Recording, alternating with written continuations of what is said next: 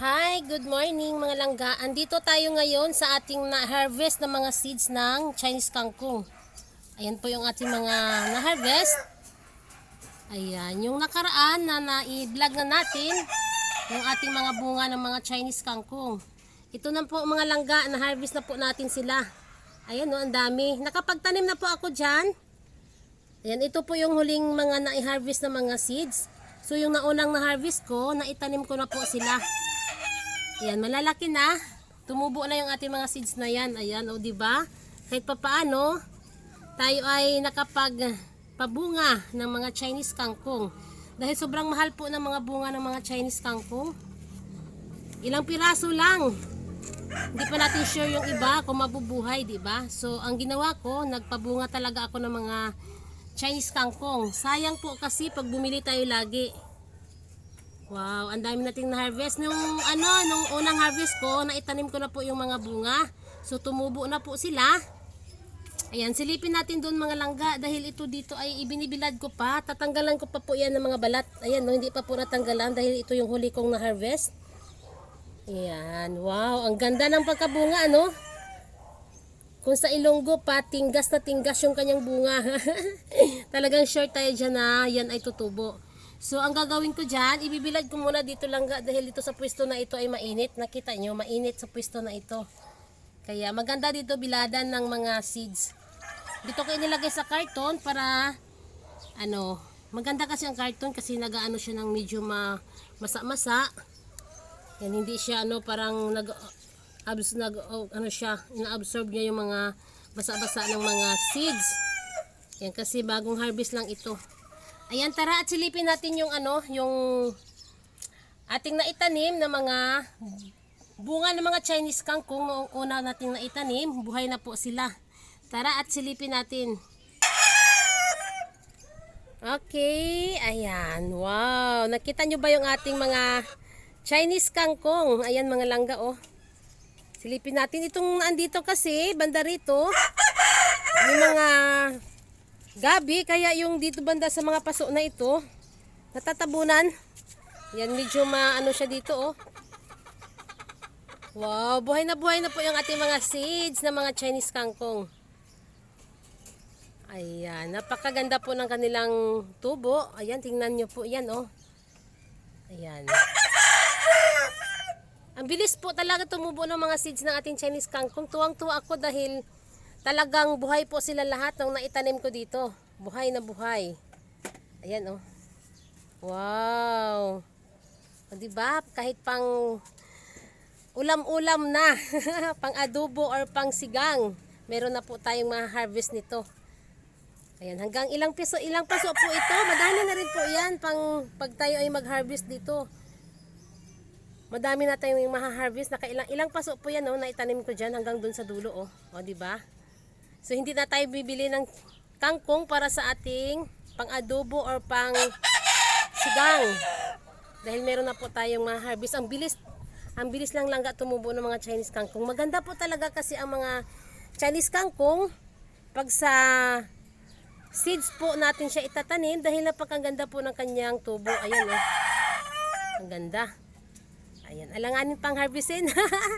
Pero ang sarap na siyang harvestin mga langga, no? Pero syempre, kailangan muna natin sila medyo palaki-lakihin pa dahil alanganin pa. Batang-bata pa masyado yan. Ayan. Ang katabi niya dito yung ating mga gulay din, mga kamatsuna. Ayan, oh, wow. Nakakatuwa yung Chinese kangkong dahil kahit ganyan lang po sila, nagkakaroon po sila ng mga talbos dito sa ilalim. Ayan, oh. Kita nyo yan. Oh, diba? May dalawa na dyan. Ayan. Oh, wow. Yan. Nagkakaroon na po silang mga anak-anak dito sa ilalim. So, mas maganda po kasi ang Chinese kangkong dahil hindi po siya madumi. Malinis na malinis po yan. Hindi po nakasayad sa tubig yung kanyang mga dahon. So, ang mas maganda po talaga pag tayong mga plantita, magtatanim tayo ng mga Chinese kangkong. Mas maganda po siya itanim dahil mabilis lang po siya dumami.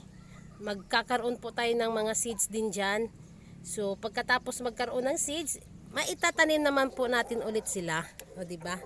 Itong nandito medyo sa pinakadulo na paso, natatakpan po siya ng ating mga gabi.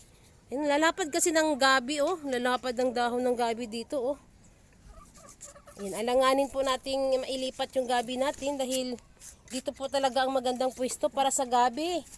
Ayan ang gabi natin, oh, ang tangkad, oh. Ayan, gusto kasi ng gabi, maano siya, malilim langga, ayaw niya na sobrang init. Nasisira po ang dahon ng mga gabi pag sobrang init ang panahon. Siyempre naka ano lang yan, oh. Nakasako lang sila, nasa rooftop tayo, wala tayo sa mga tubig. Wala tayo sa mga sapa. Kung sa sapa yan, ayan, pwede yan sa mga ilog. Maganda po ang magiging tubo ng ating mga gabi pag nasa malapit sa tubig. Ayan, okay. Wow. Sa sunod na araw dyan, makapag-harvest na tayo ng ating mga Chinese kangkong. Yan, katabi niya yung ating mga itanim dito ng mga kamatsu na. Ayan, oh, wow, ang ganda. Ang ganda, wow. Magdidilig pa tayo. Didiligan pa natin yan langga. Gusto kasi ng mga kangkong din, laging may dilig. Dinidiligan nito lagi. Kasi nakapaso lang tayo, oh. Nandito tayo sa rooftop. Ayan.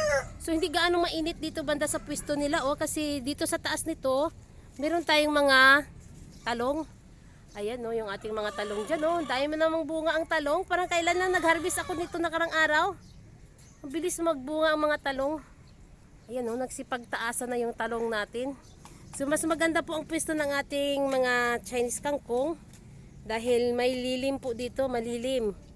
Dahil meron pong mga net sa taas, meron tayong talong dyan, tsaka meron din tayong mga tanim dito, oh. Ayan, sa ilalim, may mga tanim. So, ayan ang ating mga Chinese kangkong. Ayan, kunin natin yung ating mga seeds doon. Mamayang hapon, ayan, para baka po kasi kainin nyo ng mga ibon. Okay, ayan. Ito na po yung ating Chinese kangkong dyan. Bilad muna natin yan. Dito ko yan inilalagay, oh. Maganda po kasi ang lagayan ng aking mga seeds. Ayan, oh. Ayan ang aking nilalagyan. So, saradong-sarado siya langga. Yan, dito inilalagay yung aking mga seeds. Diyan ko ilalagay yan. Yan, tsaka takpan natin yan. Maganda kasi itong lagayan ko na to. Itong nilalagayan ko lagi, eh. Lagayan ko yan ng mga seeds.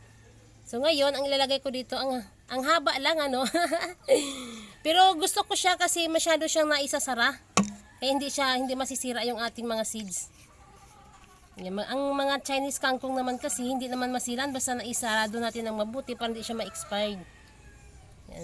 Okay, ayan. Mabilis lang naman yan itanim. Sa susunod na araw makapag-harvest na naman tayo ng Chinese kangkong.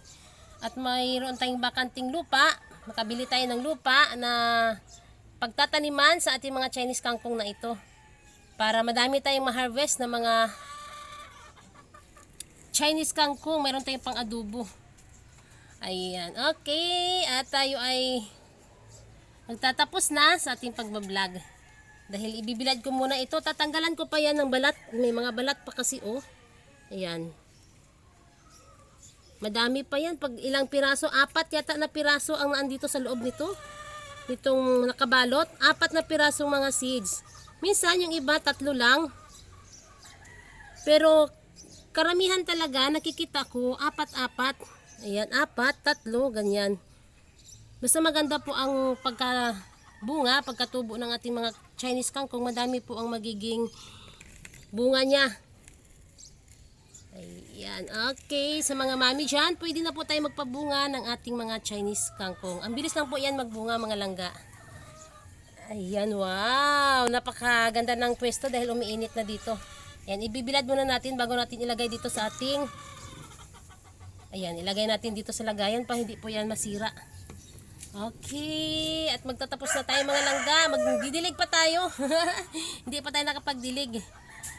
Ayan, thank you sa inyong lahat sa walang sawang panunood sa aking mga vlog. Please subscribe my channel, Inday Names Rooftop Garden. Bye!